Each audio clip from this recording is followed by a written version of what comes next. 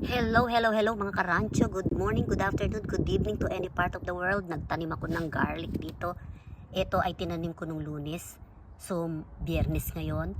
March 6 na ngayon. Mag-atras tayo ng ilang araw. So, bali March 2 nung itinanim ko siya. March 2 nung itinanim ko siya. So, ayan na ang kanyang development after 5 days.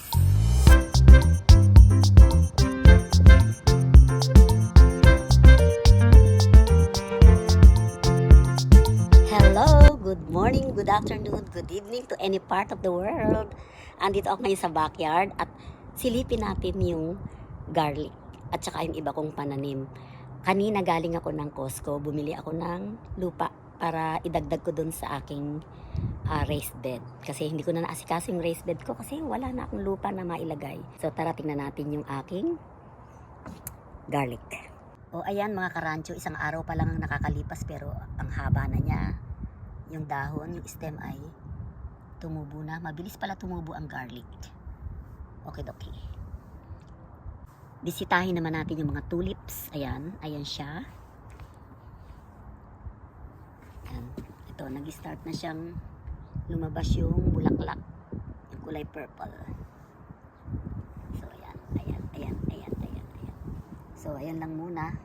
Tara tingnan naman natin yung raised bed. O ayan mga karancho, yung raised bed.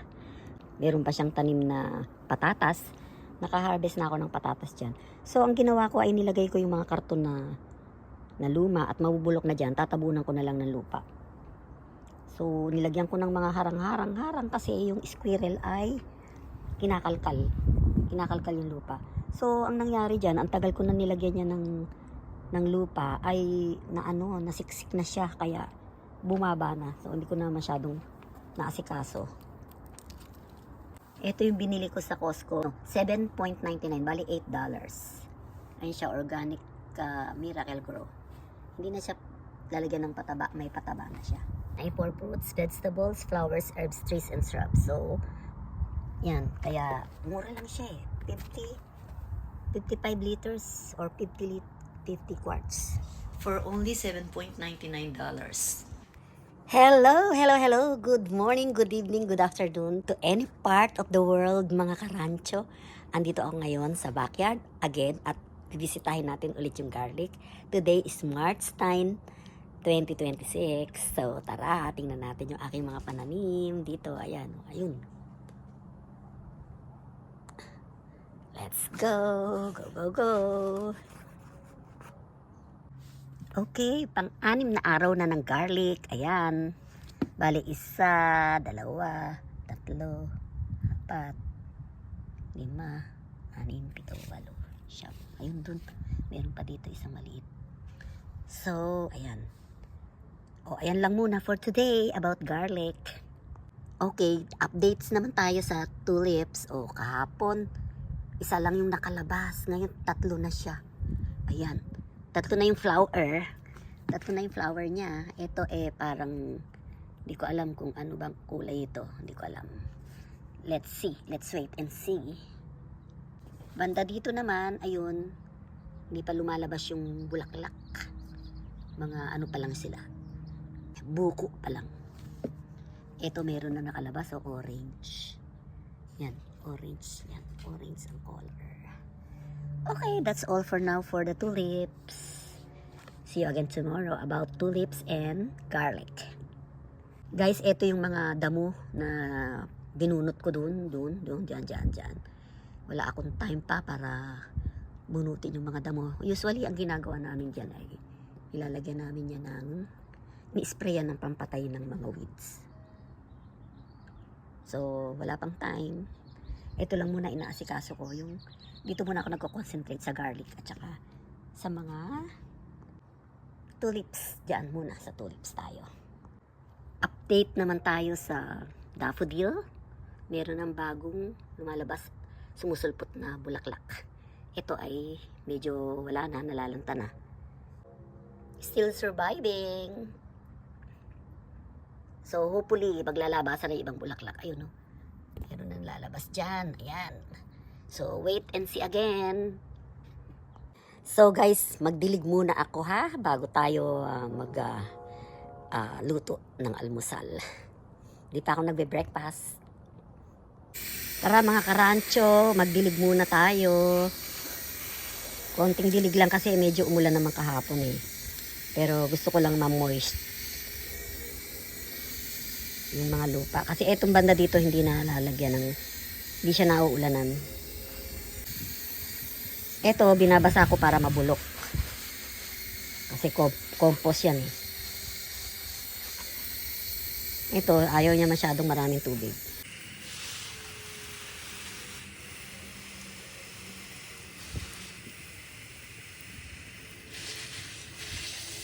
Paunti-unti lang ako mag-garden, hindi ako masyadong full support sa ibang halaman kasi maginaw pagka lumalabas ako. The weather today is 57 degrees Fahrenheit. So ito, wag masyado, ayaw niya na masyado maraming tubig.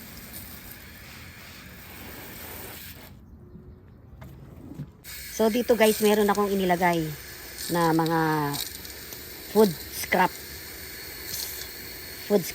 So, dapat natin yan basain para mabulok.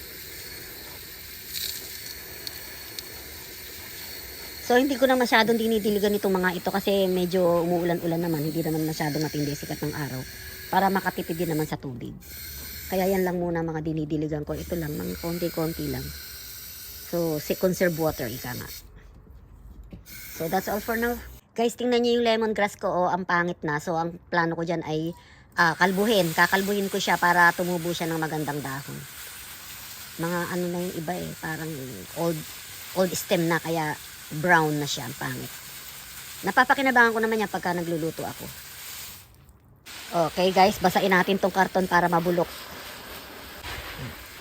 Pagka nalanta na yung ano na yan, puno ng patatas, yung plant ng patatas na yan, ay haharvestin ko na yung bunga niya kasi pagka ang indication na meron na siyang bunga ay pagbulok, pag nalalanta na yung pinaka halaman niya. So eto pwede na tong harvestin kasi ayan, na siya, nalalanta na. So kailangan natin tong basain para mabulok yung karton at lalagay ko na yung lupa. Tatabunan ko siya ng lupa. So, pag medyo tumaas-taas na yung lupa, magtatanim na ako ng ibang pananim. So, yan lang muna siya. Mga nilalagay ko dyan, mga food scraps. Kitchen scraps, para tumaba siya. That's called compost. Organic fertilizer. Meron pa ako ditong isang garden soil. Pwede ko nang ibuhos doon sa doon sa karton para mabulok. Try ko ibuhos. So, ayan guys, nabuksan ko na, ibubuhos ko na lang doon sa karton.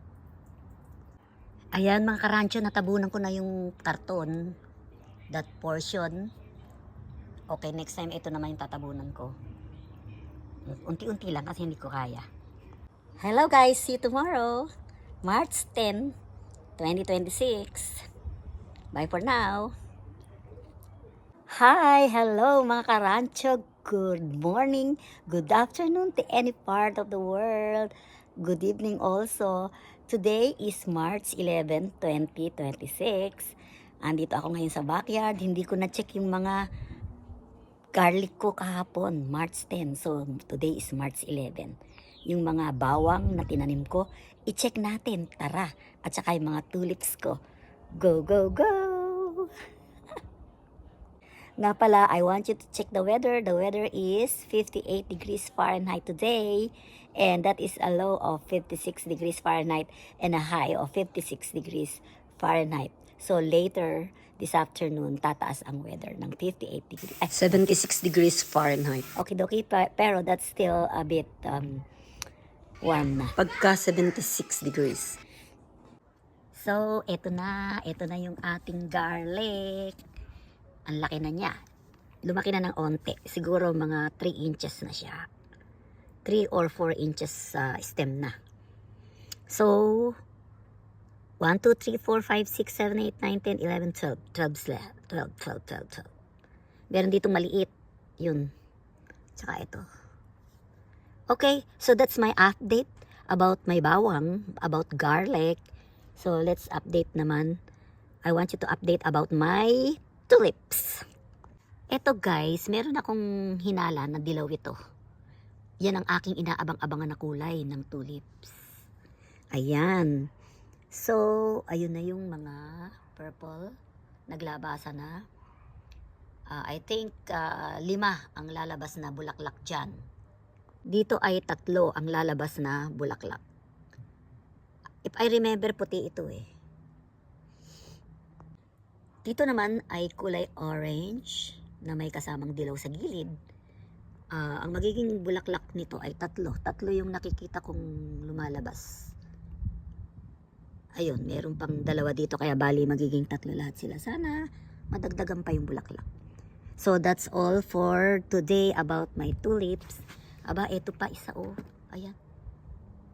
Kulay purple. Masyadong dominant ang purple tulips dito sa California. So, bisitahin naman natin yung raised bed ko.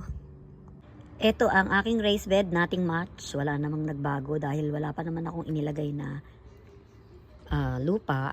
So, pag nalagyan ko na ng lupa, update ko ulit kayo.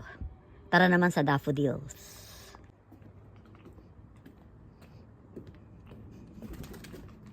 Ito yung daffodils. Yung 2 bulaklak ay nalalanta na. Ito, nalalanta na siya. Tsaka yung isa. Pero meron tayong bago. Ayan. Ito yung bago natin. Yan. So far, ayan ang update ko sa daffodil. Pero meron na naman tumutubong isa pang bulaklak na yan. Darating na yan sa bulaklak na yan. Antayin natin. Let's wait and see. So, that's all for now. Bye. Thank you for watching.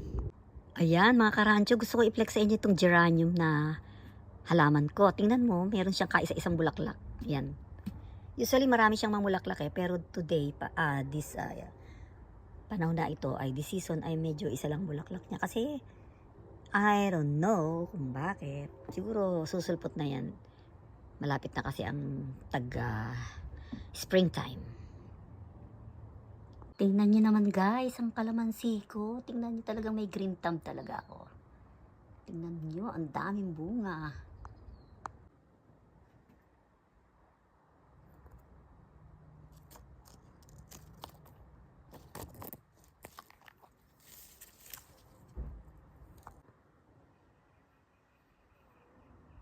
Hello, this is my life in USA.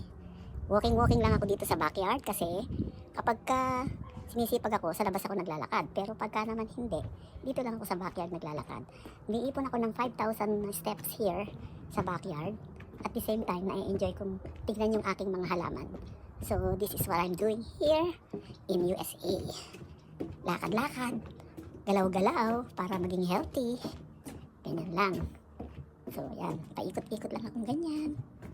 Pabalik-balik hanggang makaipon ako ng 5,000 steps a day. Pero minsan hindi ko yun nagagawa, yung 5,000. Pagka busy ako. Yan.